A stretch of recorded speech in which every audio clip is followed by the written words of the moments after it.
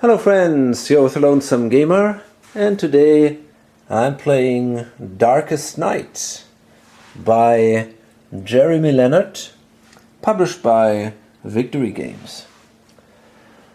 And I'm going to play the second edition, which I think was released maybe, I don't know, 1 or 2 years ago, something like that. The game itself, the first edition, is quite a bit older, and it came with a lot of expansions. Now the second edition includes all these expansions. The components were improved, but the basic design remained absolutely the same from what I understand. And there's also a set of miniatures available, and luckily I also managed to get this, but this is not included in this box. This comes extra. The game is a fully cooperative game, and you always play with 4 characters. You can play that fantastically alone, obviously, as most fully cooperative games. I also played a 2-player game, which was pretty cool, but I'm not sure if I would want to play with more people, simply because then downtime could be an issue here. But I think 1 or 2 players is just fantastic. So let's set it up. So we're ready to go. You can see here a really beautiful looking board. We have, well, a bunch of tokens over here. These are, well, kind of smaller items. These are just different types of tokens. Over here we have the blights, which are basically enemies. More tokens. These are tokens that give you bonus dice. And then we have a lot of cards, darkness cards, quest cards, mystery cards, artifact cards, map cards, and event cards. You can see these cards, many of them pretty big. They have these tarot deck size, and they are really of a very good quality. In addition, we have our heroes. As I already said at the beginning, I think 4 heroes. You always play with 4, no matter how many players there are. So if you play with less people, then everyone controls more than one. And I'm just have to finish this here. So right here I'm placing the mana tokens and the stealth tokens at their default value, which is marked with a little specific sign here. And yeah, so these are the heroes. We've got the bard, and you can see here a little bit of, it's not exactly, it's more a description of the hero, it's not exactly a backstory or something. And we have here the miniature of the guy, and we have 3 starting abilities. These are basically the abilities of the hero. 5 of them are marked with a specific symbol in the top left corner, and 3 of these we can choose as our starting abilities. The others go back here in the deck, and by the way, the official name of these are called power cards. Let's have a look what we got. We got the trickery here. Fight or elude with 3 dice, but subtract 1 from the highest die. We got the rousing melody, As an action, you can deactivate all melodies and optionally activate this one. Take a free action. So this, when you do that, you still can do another action. Heroes at your location may use tactics of other heroes at your location. Deactivate and exhaust if your grace decreases. Okay, so this, for example, here would be a tactic. So if I share the location with another hero, then that hero can also use this tactic. And we got the rally, which says exhaust to allow all heroes at your location to gain 1 grace, but the maximum would be the default value. Okay. Our next hero is the Scout, so let's take a look at her. She has the blind spots. As an action, she can hide. We're going to see what that exactly means, and then raise the stealth of 1 hero at your location to your current stealth. And because she usually has a high stealth, that is a cool thing to do. Then she's got the treasure maps, and as an action she can activate that in her location and then search that location. And if this thing is active, then all heroes roll +1 die when searching there. But we got to deactivate that and exhaust it at the end of the round. Now obviously that means also ourselves. We can also roll +1 die during this round. And then we got cross country. Exhaust to move twice and gain 2 stealth up to 7. That would be an option, an action. So the next hero is then the Valkyrie. And by the way, I picked these randomly. I haven't, yeah, just randomly. And the Valkyrie comes with Visions of Death. Okay, that says activate when you suffer a debt, basically. Deactivate after any die roll to add 1 die. So once she dies, or when she suffers this debt result, she can activate that, and then she can deactivate it again to add a die to the die roll. So that's kind of cool. Rich in Spirit. That's the same thing. Activate when you suffer a dead result. And then she can again deactivate it when you fail a search to draw a power card. So that should allow her to gain additional powers. And then we get Skewer, and that's a tactic, and that simply allows her to fight with 2 dice. Usually you're only allowed to roll a single die during your combat. And finally we got the Wizard. Oh, by the way, I'm going to give you a quick look here. This is the Scout miniature. That is the Valkyrie. And here we have our Wizard. So the Wizard has a teleport. As an action, he can exhaust this thing to move directly to any location, gaining 2 stealth, up to 5. Then he's got the Gather Mana option. That is also an action. Exhaust to gain 1 stealth, up to 5 and 3 sparks. And the sparks basically allow you to get additional dice. And the Rune of Nullification. That says deactivate all runes Activate and choose a type of blight.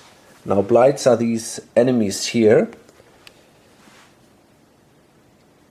That type of blight has no effect as long as this rune is in effect.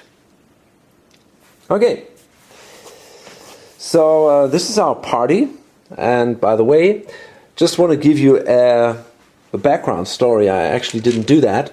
So this is some kingdom, and the king and his armies were defeated by an evil necromancer. And this is actually this guy over here. This is the evil necromancer.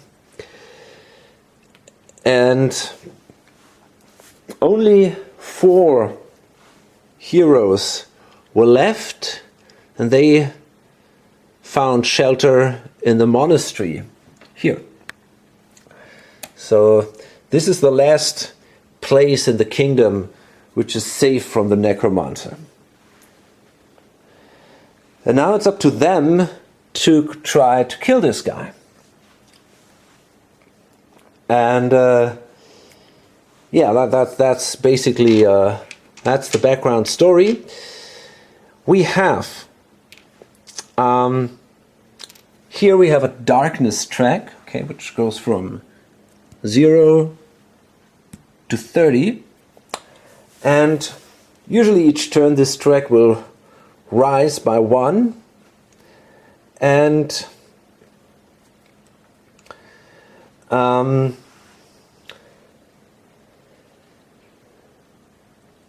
when it is above 30,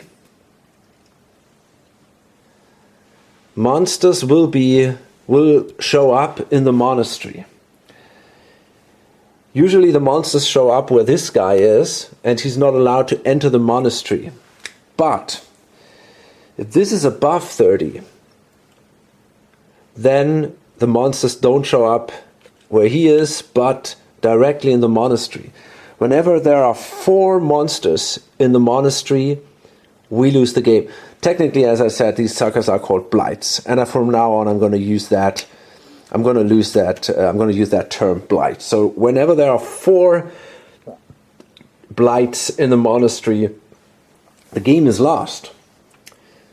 In addition, we have here clues, and we can record the clues that we find also on that track.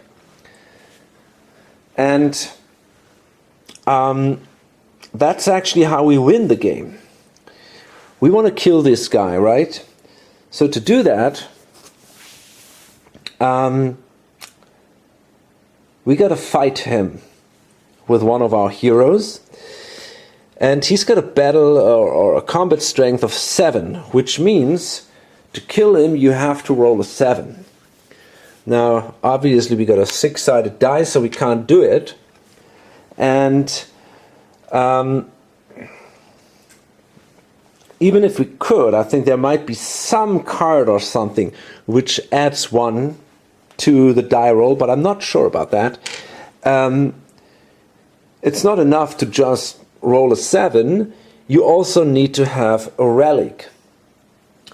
Because only if you carry a relic, you can kill the guy. Okay? And the good thing about a relic is it gives you +1 to your combat roll. So usually if you don't have some super powerful item or something, which might be somewhere, I don't know. You know, there's a lot going on in these decks and in these powers, and you never really know what happens. And there might be some crazy items or combinations which would allow you to add 1 to your combat die, but usually it's not possible. However, the relic gives you exactly that power to add 1 to the combat die, and that way it's basically the only way to kill the guy. But even, as I said, it's mandatory. You need a relic. Now the thing is, these relics are hidden at the moment, and we just know that they are somewhere in these regions here. And you need at least 10 clues And if you find 10 clues, you can do a gather relic action, and then you can find a relic and take it. Okay? There's a second way to win the game, but I find that pretty unlikely that this is going to happen.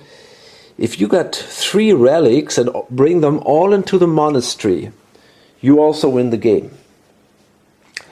I don't really see I mean, I think there might be here. There is a way how that you can triple the number of your relics. I don't know how likely that is. I think it's not very likely. But in case you have, let's say, 10 clues, you cannot triple the number of your relics, but the number of your clues. But let's say you'd have 10 clues, and then this happens, that you can triple these clues. You got 30 clues, right? Then you could actually basically spend all these clues, gather 3 relics, and bring them into the monastery, and you don't even have to fight that guy. But usually it's not that hard to fight him once you have the relic.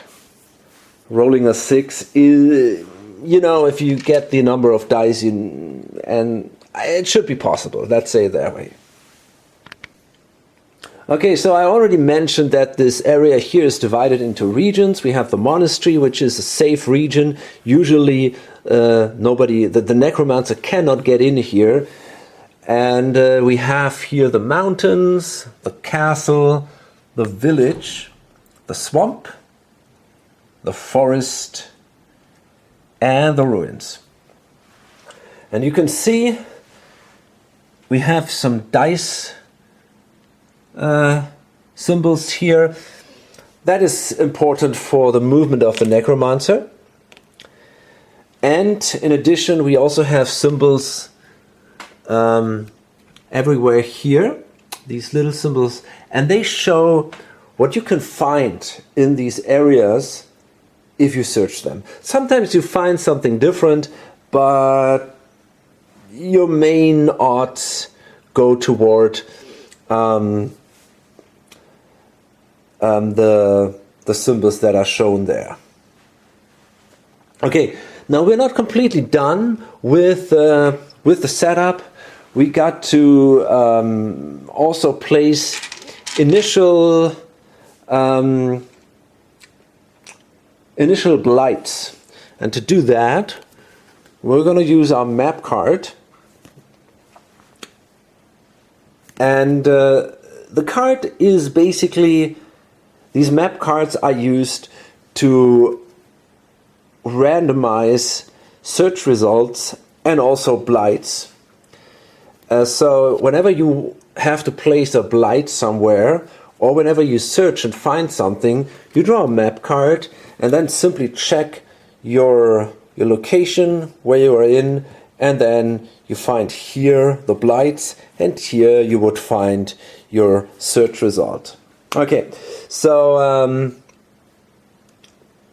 yeah, we're gonna now place these blights in all these locations. Okay, we've placed now everywhere our starting blights, but there are ways to adjust the difficulty to the game. And honestly, this would be the standard difficulty, and I think that's a little too easy. So I want to make it a little harder. There are different ways, and I'm just going to shortly explain. You could either start with, for example, 1 less power card for each character. I've tried that. I didn't find that very challenging, to be honest. Of course, you can combine all kind of stuff. You can also start more of these darkness cards, which will make this guy stronger.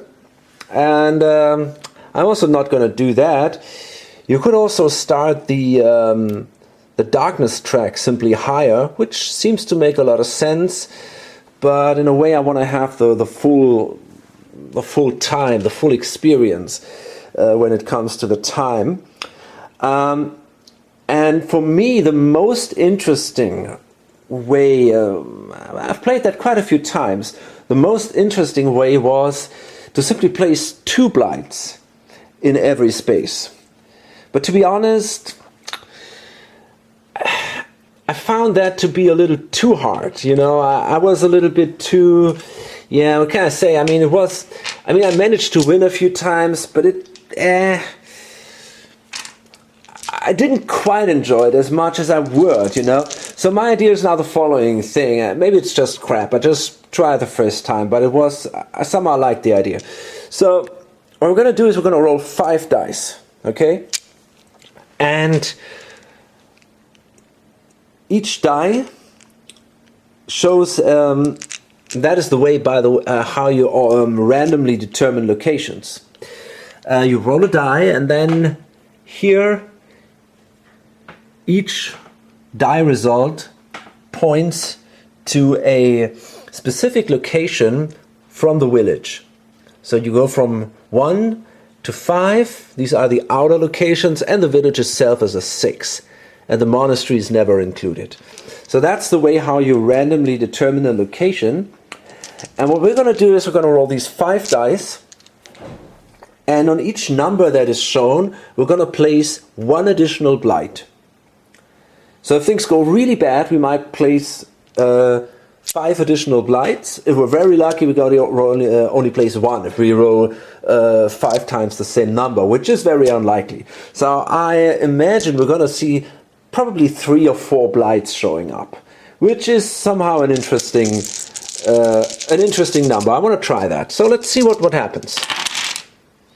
Okay, it's 4 blights. So it's 2, 3, 4, and 5. Okay, we wrote twice the 5, so that means in the end we have blights in 2, 3, 4, and 5. Okay, so we're going to draw another map card here, and that means we have an additional blight here in the castle, a curse. That sucks. And we're going to get to these blights a little later. The village would be number 6, so there is nothing there. In the swamp, we have a lick. There we go. In the ruins is another lick. There we are. And in the forest, we have decay, and that's not cool at all. Okay, that sucks. So, let's see. Means we got 4 additional blights, and we're going to see how that thing works out now. Especially the curse and the decay are pretty painful. And I'm going to explain to you why in a minute. So first let's talk a little bit about the blights. We got 3 types of them. We got these yellow blights, like these. We got the blue blights and the red ones. The yellow blights are always monsters. Here the lake or the skeletons. And whenever you end your turn in one of these spaces with a yellow blight, they're going to attack you, and you got to fight. These monsters, right? And there is a difference between the blight and the monster it produces. So if you kill the monster that attacks you at the end of the turn, nothing happens. You're good, but the blight remains. You actually have to attack the blight itself. I mean, I don't know how you could see that here. Maybe some as a commander or some strange nest where the monsters just continue appearing, or a gate, or whatever you want to call that. And the blight has usually a little different stats than the monsters themselves. Okay, so that is something you should keep in mind, and don't confuse these things. The other ones are the blue blights.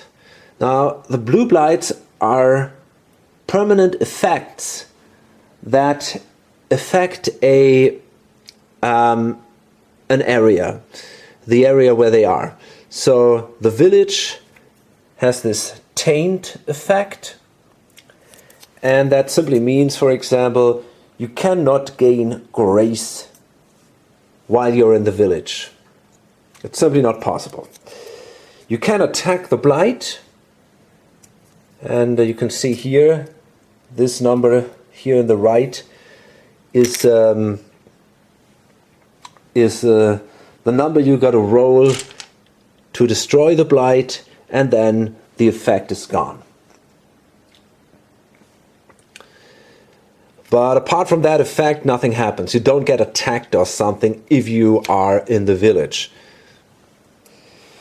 And finally, we got these red blights, and these are global blights, so they affect the whole kingdom, the whole world. And for example, that one says, items have no effects, the decay. That's pretty bad, because obviously, we can't use items, which is a bad thing.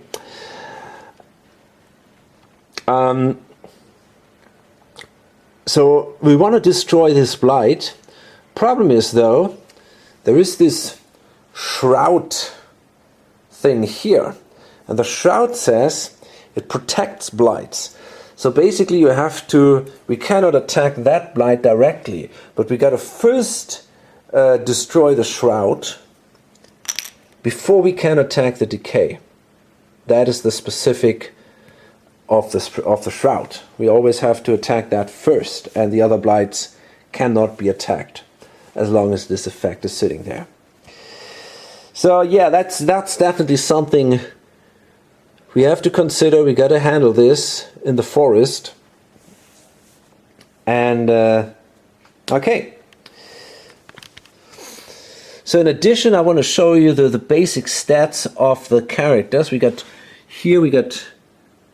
these two stats. This one, that looks like a tree to me, this is grace. Might be also some, I don't know if it's a tree, maybe it's a bird or whatever. And grace is a similar thing to your life points. So basically, when you suffer death, which is the symbol here, you would usually die. Okay, you don't really have life points in this game or something, or health or something. If you suffer death, if you suffer a single wound or whatever, if you lose a combat, most of the time you die. However, you can prevent that from happening by spending 1 grace. You don't have to. You could be also dead, and then you start a new character with some disadvantages, though. But if you want to prevent your character from dying, you will have to spend a grace.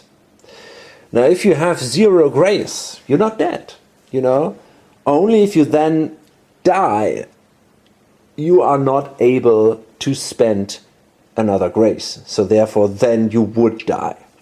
Okay? The other thing is stealth. And stealth is important because...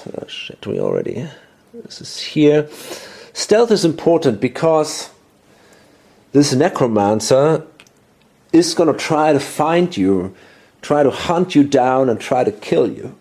And therefore, if your stealth is low, it's easier for the Necromancer to find you, and then he's going to move into your space, which also brings you some disadvantages. And this is basically it. These are the only 2 values that the heroes have. You can see here this darker part of this stealth track. If you have a stealth of 6 or higher, the Necromancer cannot see you anymore. So that's pretty cool then. Yeah, okay.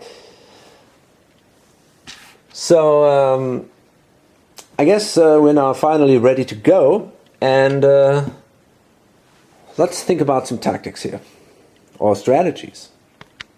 So what you probably usually want to do, I mean, basically what we want to do is we want to find clues, right? Because we need clues to kill the Necromancer, because we need clues to find a relic, and we need a relic to kill a Necromancer. Is that easy? And you can find clues by solving mysteries. These are the mysteries. And you get the mysteries, for example, in the forest, in the ruins, or in the mountains, and also a little bit in the village. So there are many spaces where you have good odds to find the mysteries. Every space has a search difficulty.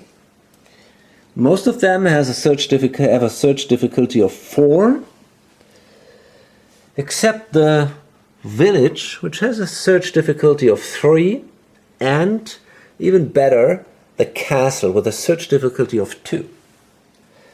Basically, it means you simply have to roll the number or higher to be successful with your search.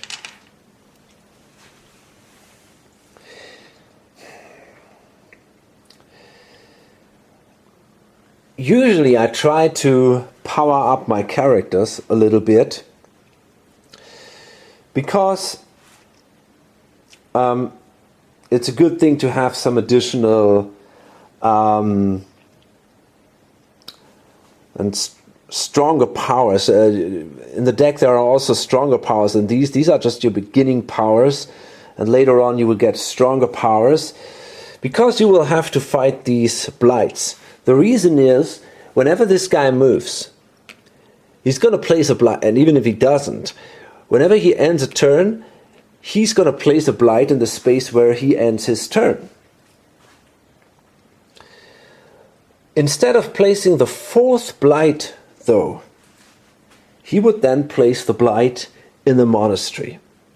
So when there are 3 blights on a space, you got to be careful, because then there will be a blight in the next blight in that space will be generated in the monastery.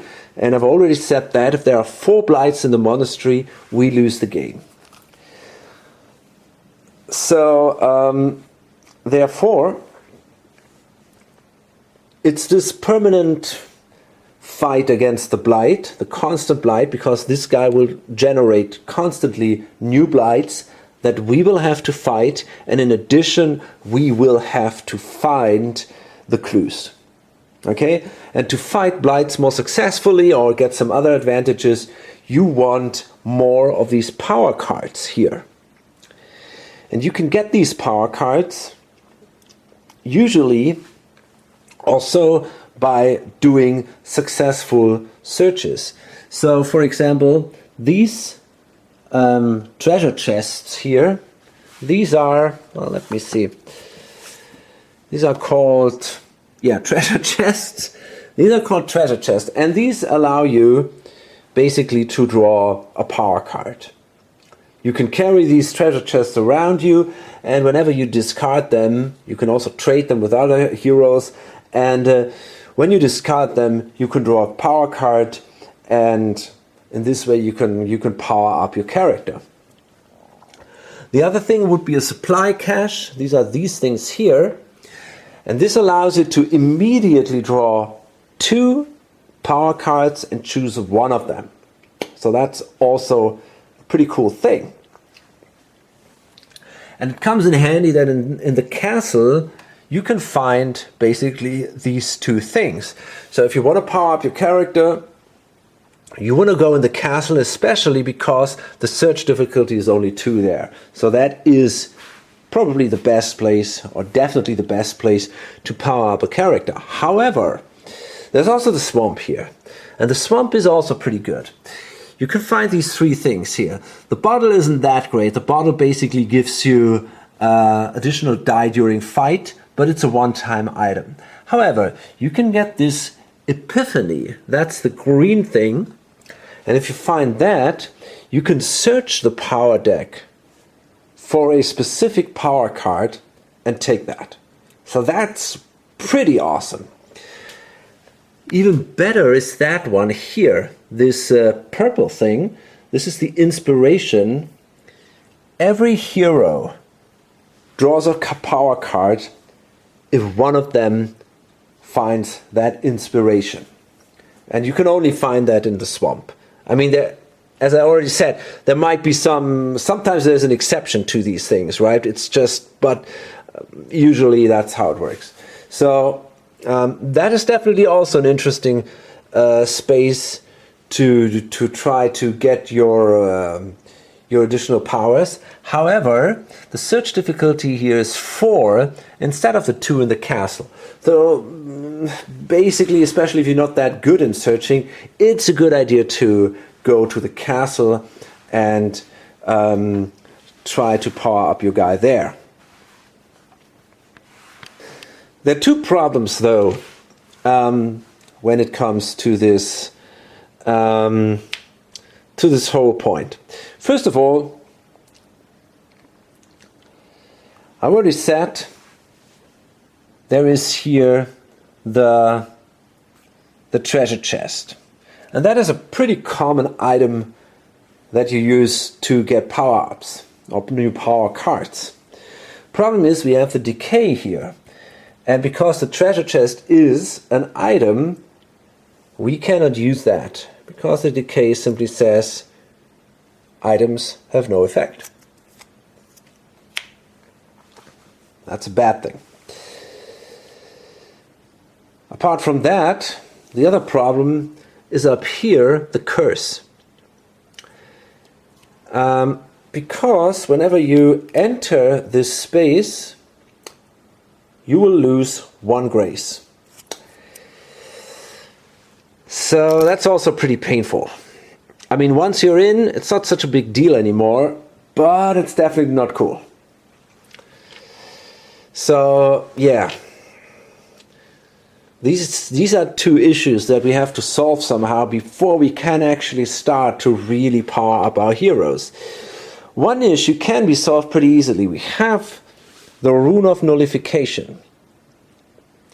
We could choose a type of blight, either the decay or the curse, and in that way, and then this type would have no effect.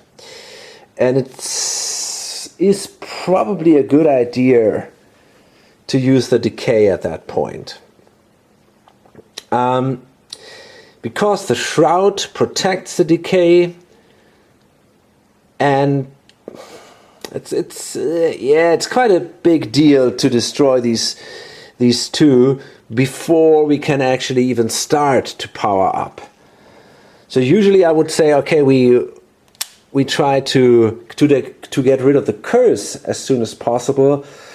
I'm not sure. I'm going to think about this a little bit, but just to give you an idea where the problems right now lie. Okay, so I've actually decided to nullify the decay and try to get all our guys here to the castle. And I guess we accept that we're going to lose grace. And yeah, we'll see then how we're doing. So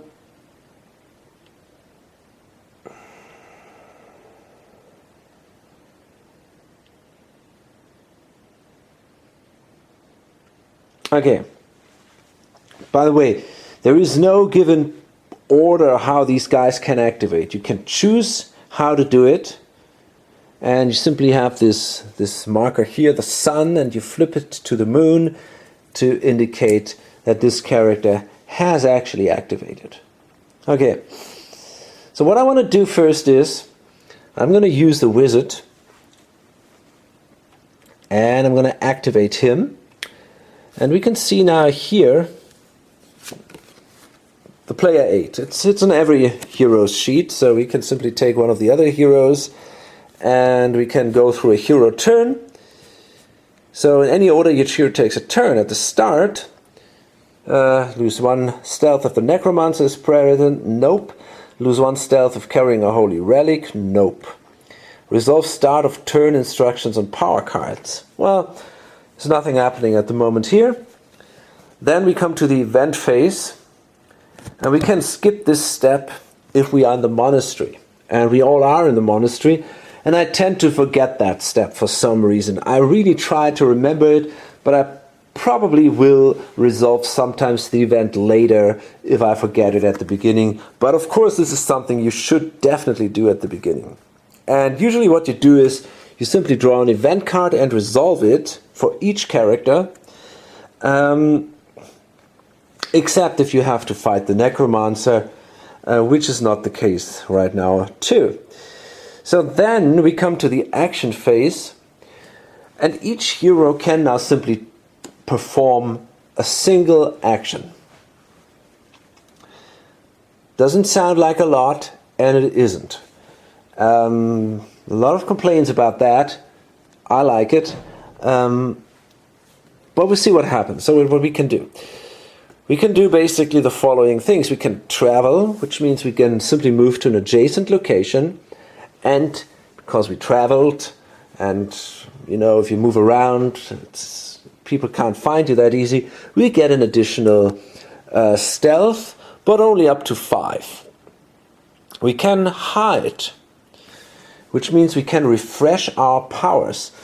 You might have already heard during the video, sometimes you have to exhaust your powers. For example here, exhaust to move directly to any location, which simply means we're going to flip the card, and if we want to get the power available again, we have to refresh it, which means we could, for example, hide, then we can refresh all the powers, and we could gain an additional stealth, up to 5.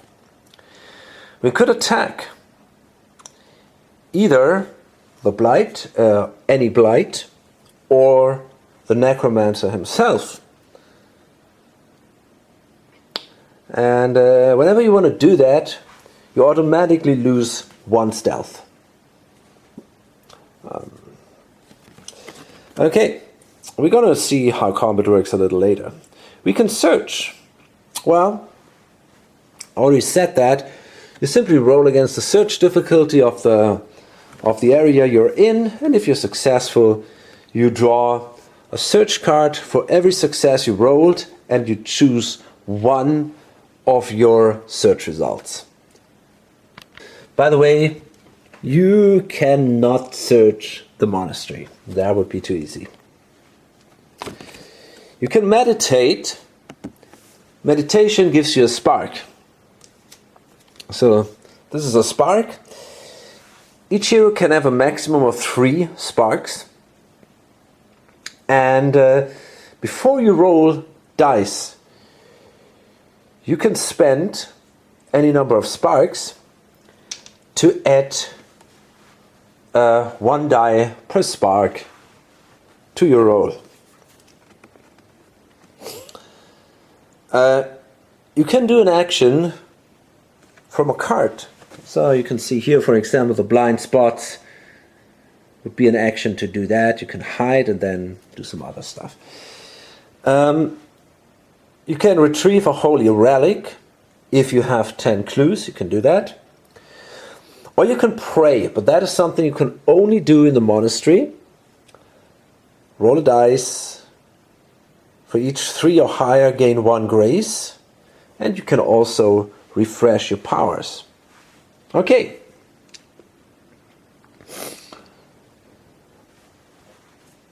So, just give you an overview. If we do that, You'll see pretty soon how it works, and it's actually pretty easy. So first I want to do is I want to use my rune of nullification with the wizard.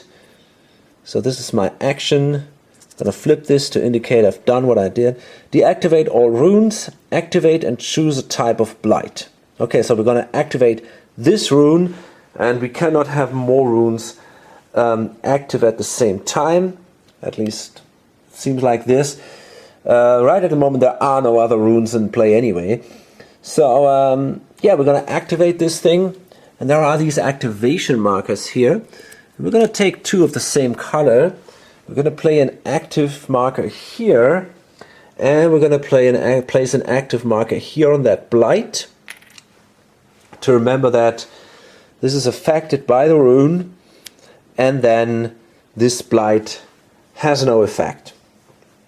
So from now on we are allowed to use items. And that's it. That's the end of his turn. And it says here, and if any blights in your location have end of turn effects, resolve them. Well, there are no blights in the monastery. If you spend your entire turn in the monastery, gain 1 stealth up to the fort. Okay, that is also not happening, so that's all he did. Next, what I wanted to do is I want to use the scout's ability of the blind spots. But I'm not sure if I really want to do that. Let me see first.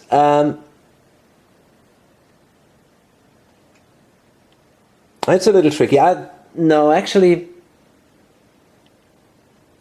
I think I don't want to do it because that's a tough call.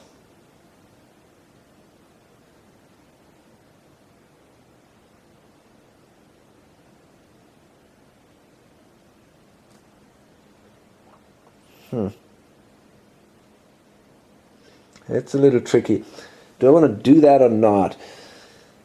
If I use the blind spots, it would allow me to raise the stealth of this guy to 7, which would be pretty awesome, because right now it's not too hard for the Necromancer to see the bard, and that could be a problem for us, especially if we all want to go into the same location. However, I'm considering doing something else, and actually I think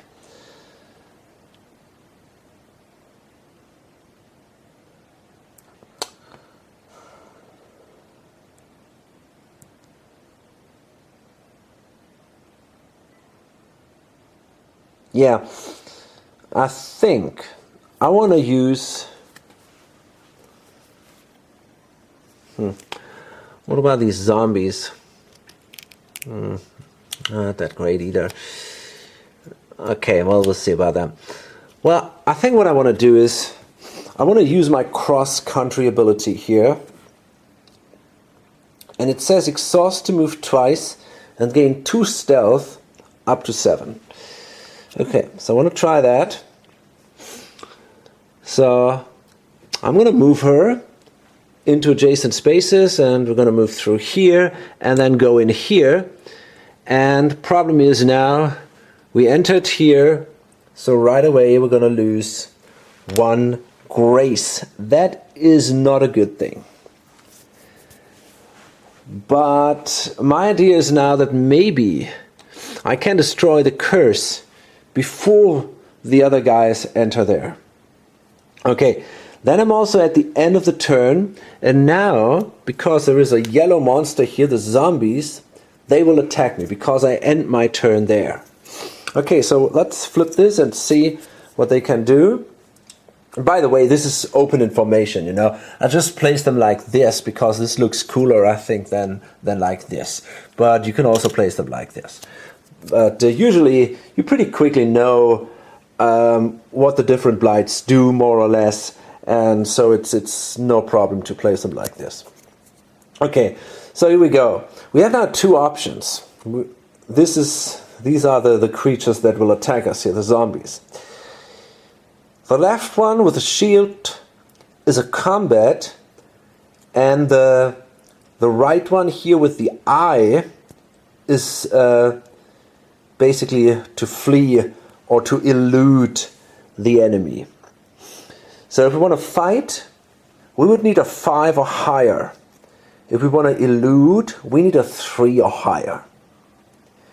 If we fail, we die. Okay? Of course, we can spend 1 grace to prevent our death from happening. So,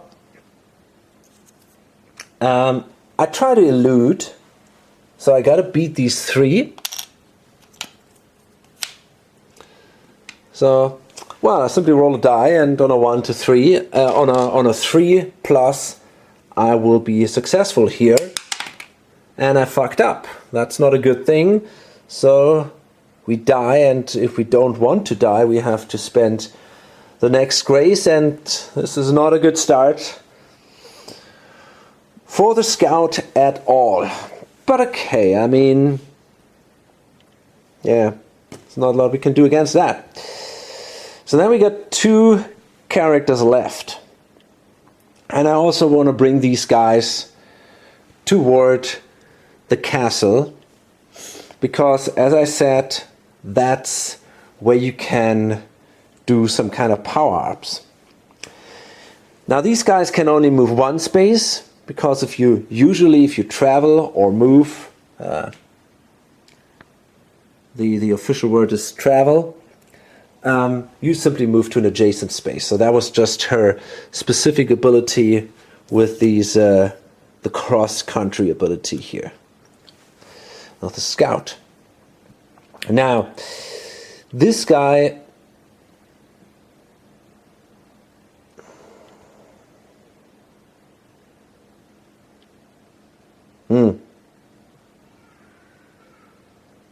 okay. So he's gonna... That's pretty cool. So this guy simply moves a space, moves here, and that gives him a stealth. Goes up to 5. So he gets an additional stealth, which is a good thing. And there he is. What happens? Well, there are the shades in the mountains, so we got to fight these guys. And if we got here a fight of 3 or an elude value of 5. So in this case, we obviously take the fight. We need a 3. However, we got now the trickery. And oh yeah, actually, I didn't explain how the fight actually works, because here we did the elude. So now we do the fight, and it's pretty simple. You simply take a die, or if you got basically you take a single die, and then you can choose one of your tactics, but only one. And we got here the tactic trickery. Okay. And sometimes you have additional bonus cards or something, but in this case we don't have those. But as I said, we got the fight or elude with 3 dice, but subtract 1 from the highest die. Okay. And then we simply need a value of 3 or higher to do a successful combat. So let's do that. Okay, we just did it. We rolled a 4. We got to subtract 1, but that's good enough. And therefore, we managed to defeat the shade, but we didn't destroy the blight. I already explained earlier on the differences between the monster and the blight. So basically, there is no advantage for us now, just that we didn't lose, just that we didn't die. Okay, so cool. And so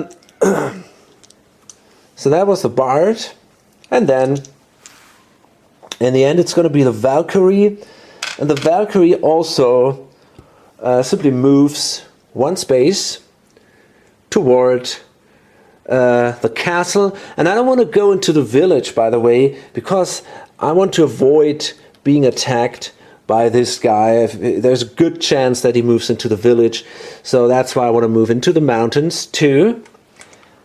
It also kind of fits, you know, you want to see the Valkyrie in the mountains, I think. And then she also has to fight the shades here. And yeah, same thing, 3 dice. Or 3, we need a 3. She can use the skewer tactic, fight with 2 dice. So we simply roll these 2 dice. And we were successful, we got a 6 here.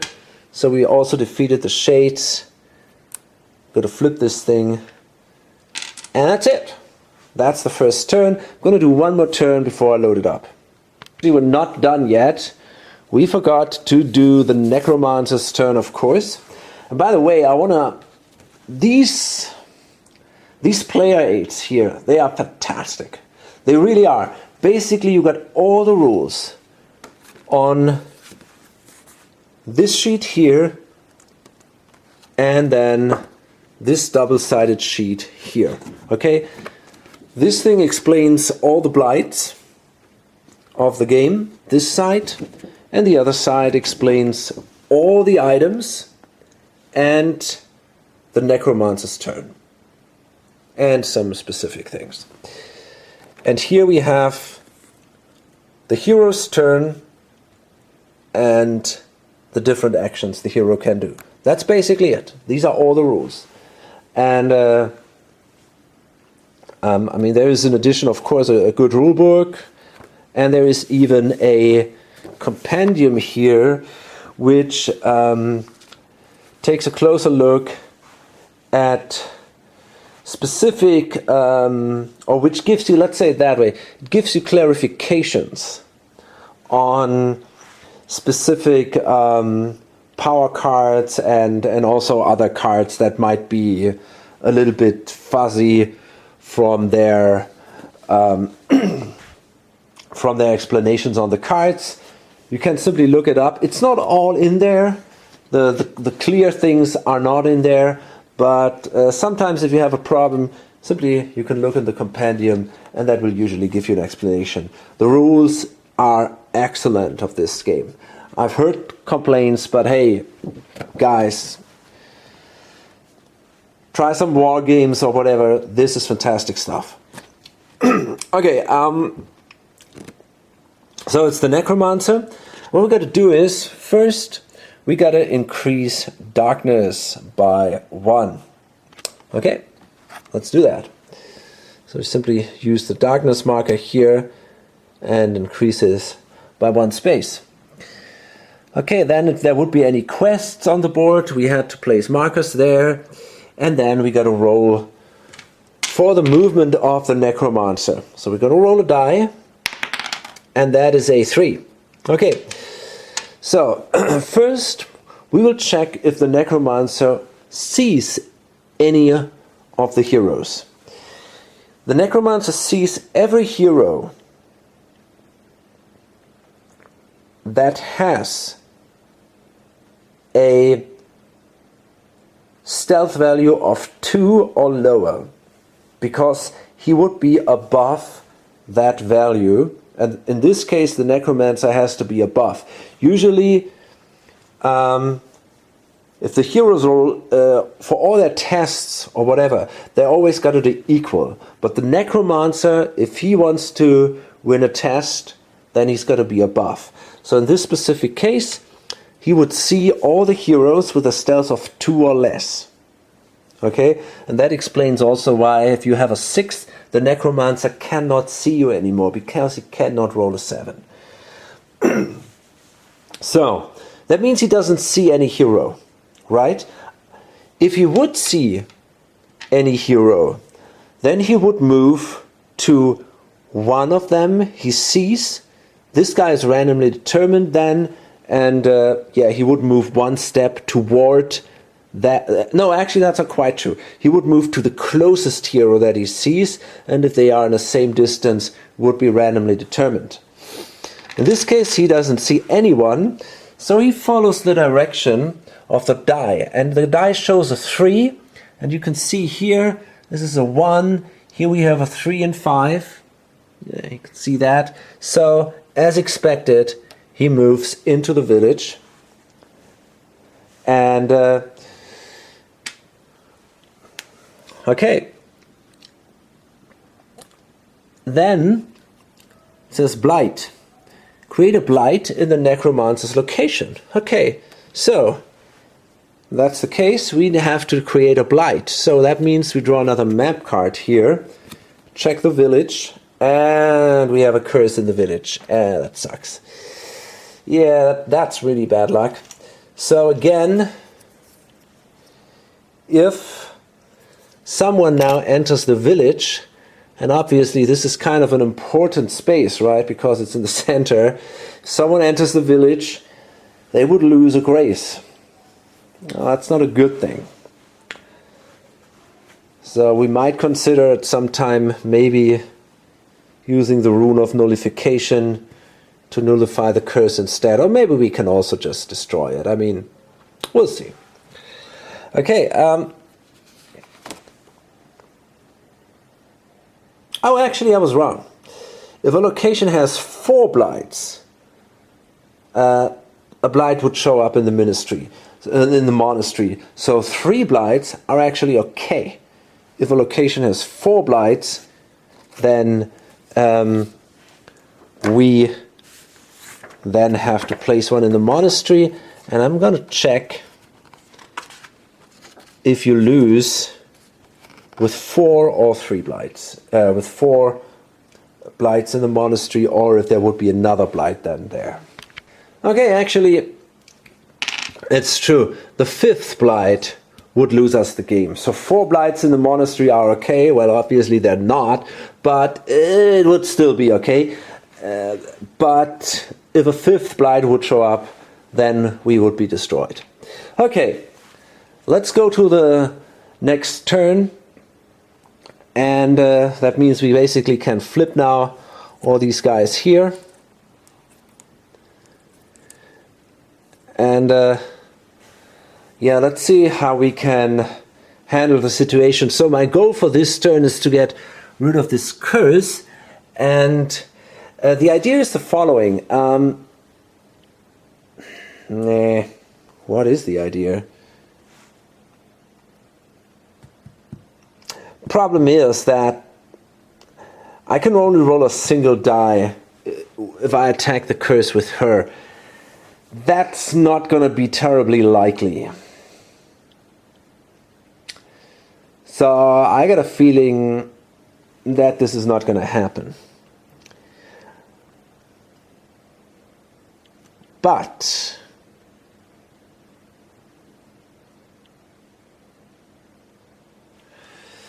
what I could do is, I could at least spare the Necromancer the loss of this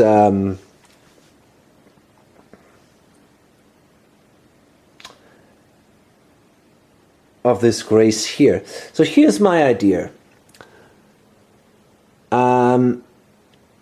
But you got to plan this ahead a little bit. First, I want to use the Bard, I think. Okay, let's do that. We got to draw an event card for him because he's no longer in the monastery. Only if you're in the monastery, you're safe of events. So let's do that. Okay, let's take a look at this. First, you can see it looks awesome. It's the Dream Eater. And yeah, as you've already seen from the blights and also from the board, the artwork is just fantastic, and also on the cards. This card indicates the difficulty of the event. This can be important for some events. It goes from 1 to 6. 1 is okay for the heroes, sometimes even good, and from then on it gets much worse, and 6 is terrible. Okay, so let's read this. The beast of wings, a screech like a sinking ship, the feeling of an irrevocable mistake. Okay, so that means we gotta fight that thing or elude it. Even a 5 or a 4.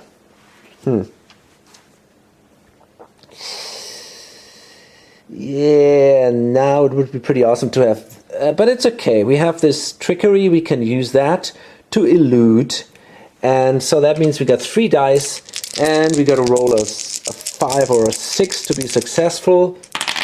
Fuck it. But we have a 5 here, so we are successful, because we got to subtract 1, and we're good. A failure would have created a blight, but luckily that is not the case. So now we got this dice tray here, which should make it a little more comfortable here. Okay, so yeah, what I want to do is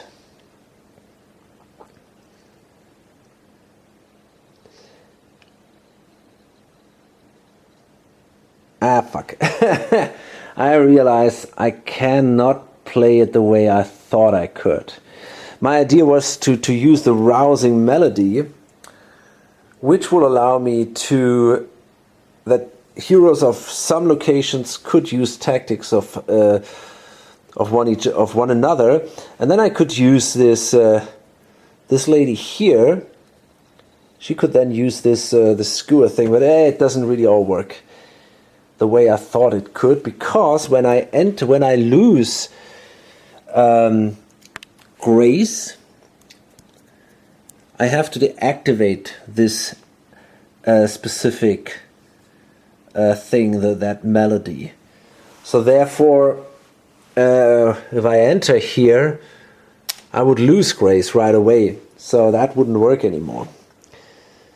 So it doesn't help. It kind of sucks. So basically, I think the only thing I can do is I can simply move 1 space in here. That's all. And it's kind of a shame, but okay. And I'm not quite done yet. I still have to lose 1 grace.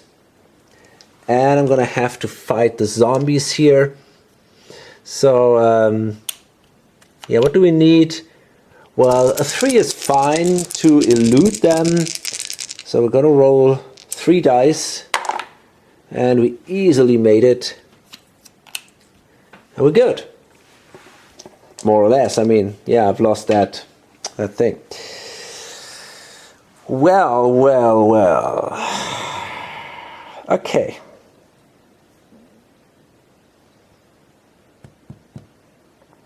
So then it's her.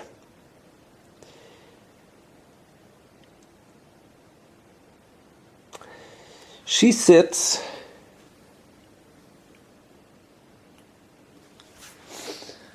in the castle. So basically,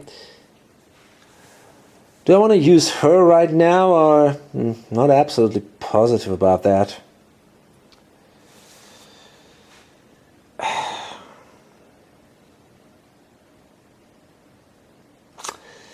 But I think so.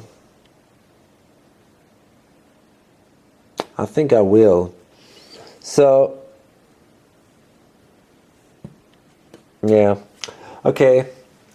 It's really a shame that we have that curse here. That hits us pretty hard. But still, I want to do it. For me, there is no way around that. I really like the castle at a starting location for the guys, and I think it makes a lot of sense to go there at the beginning. So, yeah.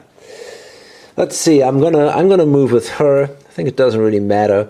But first we got to draw an event card for the Valkyrie, and it says startling news. Danger. It's impossible to get consistent reports these days. When the news finally reaches you, it catches you off guard. Okay. Add a time marker to a quest currently in play. Well, there is no quest. If there is no quest in play, then instead draw a quest and roll 1 die to determine its location. Okay, that's not necessarily bad. However, we are busy for now, but that's something you are in general during this game. So we draw from the quest deck. Here we go. And it says a ghoul infestation. Okay. So the quests This here says how many time you have. And 5 is a lot. This here says how many successes you need to resolve the quest. Okay. So as an action you can fight there. But first let's read that. The ghouls have grown so numerous, they are starting to attack the living for food. Cull their numbers to keep the people safe. Okay. So, if we fight these guys, then each success gives us 1 success, basically. So if we have 2 successes during a fight, or we can also, as an action, fight them, we can also fight them twice, for example, then we manage to fulfill this thing. And if we complete it, we are allowed to draw a search result. So we simply draw then from the map deck. If we don't manage to do it in time, then the darkness will rise by 1. That's not good, but it's also not terribly. So we have to check where this will show up. And to do that, we'll determine randomly a space. So we simply roll the die. And let's see, a 4, which means it shows up here. Well, that actually comes in handy. That's not a bad thing. So we can simply try to resolve that at some time. And for now, this is not dangerous for us. By the way, no, we're good, I think. Yeah. That was the Valkyrie's action card or event card, and then she simply moves also in here, and that means her stealth would grow, which is not possible because she is already at 5, and then she loses, because of the curse, 1 grace.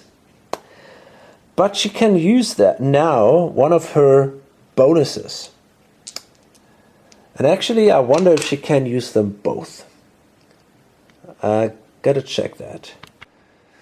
Okay, I think actually there is no restriction.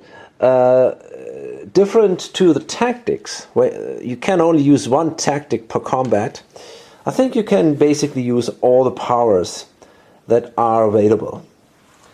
So, this one says activate when you suffer a wound, and this one also says activate when you suffer, well, I call it a wound, right? So, yeah, I'm going to activate these 2 things, and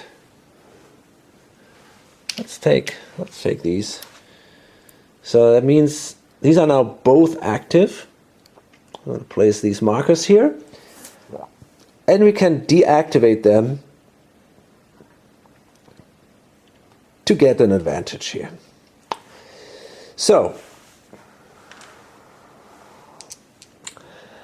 and now we gotta fight the zombies, or we gotta elude them, whatever. Yeah, we could either fight or elude them. That's a tough call. I'm not sure, to be honest.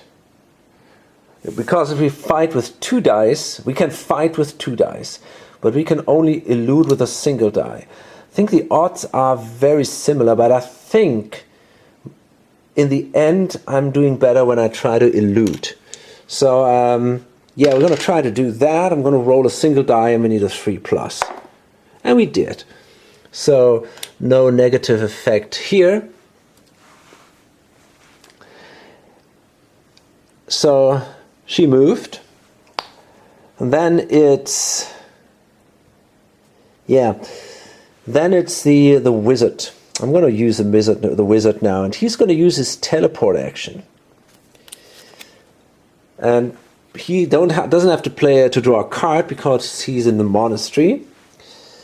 So, exhaust to move directly to any location, gaining 2 stealth, up to 5. Okay, so basically he has to flip his card, and then simply moves here. Bam. Means he loses 1 grace because of the curse. And And he also has to either elude or to fight the zombies. He's going to try to elude them, so he's going to roll a die. And he did it, which is a good thing, because he already is at 2.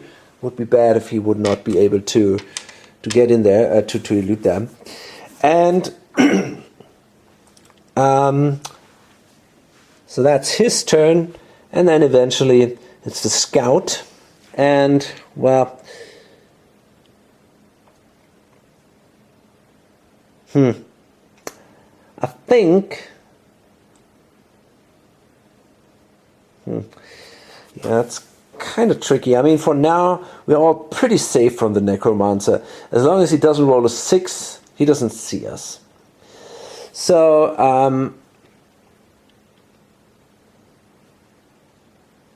I think I'm going to start searching this location. Yeah, I guess I want to do that. So, let's see. We need a 2 or higher to be successful. No, wait. Before we can do that, we got to draw an event card. Okay, that says Host of Hounds. Okay. The hollow moans and shrieks come from all directions, wrapping you in a numbing dread. So we got to compare our stealth here. We have a stealth of 7. Okay, that means we have wisps. So we got to fight. We can choose again if we want to fight or elude. We need a 6 to be successful, so obviously that's pretty rough. And it doesn't really matter. We're simply going to roll a die, because I guess I'm going to fight. Oh, fuck.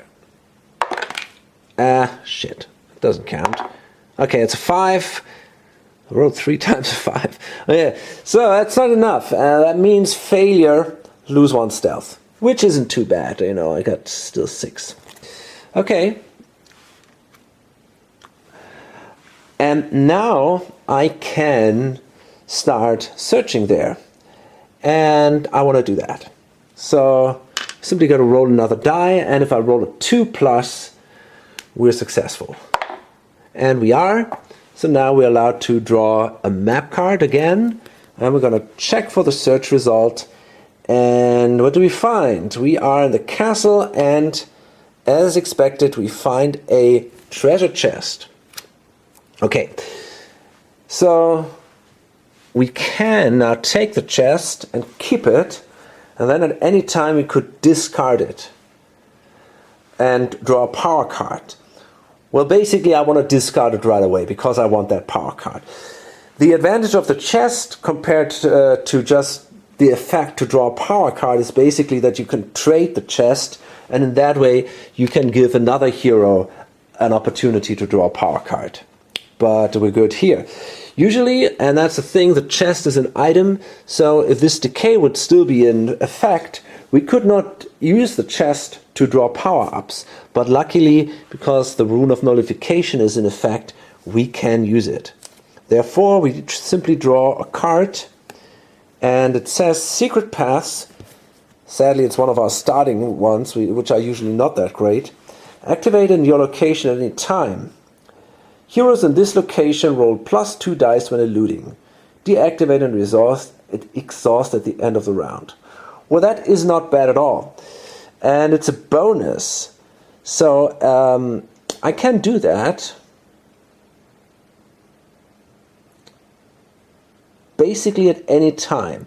So I might consider doing that maybe during the next turn. But we're going to see about that. Just want to check one thing. Yeah. It's not bad for the wizard. Makes it easier for him to elude the zombies. So could be an option to do that.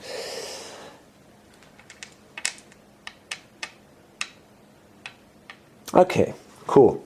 So then we're also done with her, and she also has to somehow deal with the zombies, and she also tries to elude these. So she's got to roll. She's also at 2. That's really a problem. But anyway, I'm going to try it, and I hope I don't lose more grace. I mean, I could activate this thing right away, but there's a risk. But, you know, I don't want to go down in grace. That kind of sucks. Not sure. Shit. You know,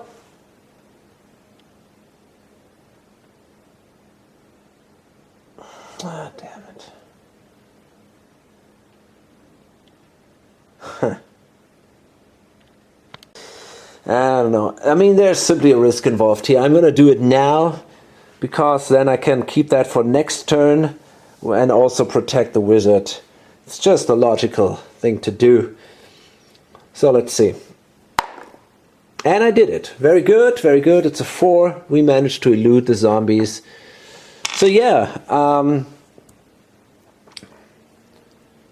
then we're going to activate the Necromancer, and it means darkness goes up 1 space, and we got to roll. As long as he doesn't roll a 6, we're good. If he rolls a 6, we're definitely in trouble, because then he comes there where we all are, and that would suck, obviously. And he rolls only a 5, so we were lucky. And that means he follows the